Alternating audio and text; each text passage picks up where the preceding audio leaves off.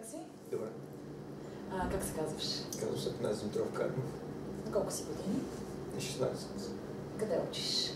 Уча в професионална гимназия по механотехника, град Пазарджик, професия промишлена електроника. Как биха те описали твоите учители? Млад, ентусиазиран, вдъхновен от Дадо и новаторското прозвище на аскетизма, мусеологията също така и търсещ в съвременното общество, диалектиката в науката и мъдростта. А приятелите?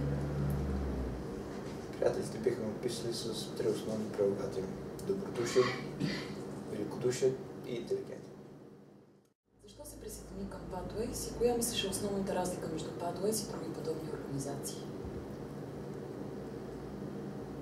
Първоначално, когато научих за съществуването на Pathways от своята учителка по информатика и информационни технологии и първоначално, когато научих и за високо квалифицирания персонал, който участва в Pathways, за техните методи на обучение, главно чрез високотехнологичната техника и неспорният факт, че идеята Pathways се зародила всъщност в високонаучният американски университет Харвард. Това до известна степен породи у мен възторг. Това е основната отлика от Pathways и други правителствени подобни частни държавни организации. Благодаря за този чудесен отговор. Каква професия си избрал за себе си и какви стъпки си положил, за да осъществиш тези професионални цели?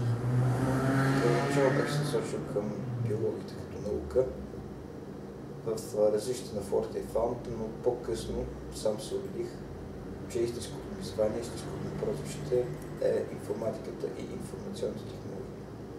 Благодаря.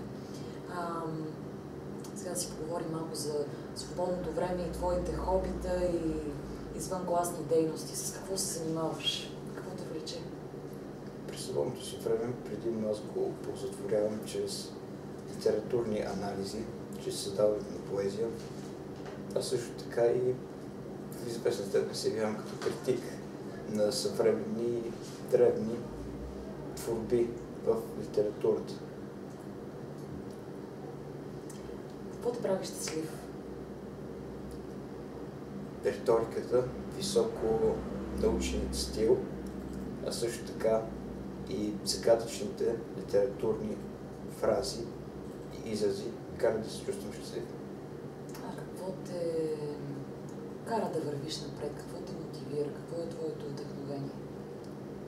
Вдъхновявам се аз от различията на флората и фауната, но основно до мое вдъхновение е Шекспировия демиург в съвремието, който най-голям израз намира в монолога на Хамлет. Да бъдеш или не?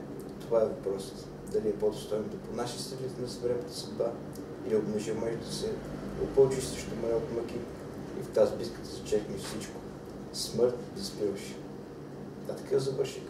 От Бога да го търсиш. Заспиваш и сънуваш, може би.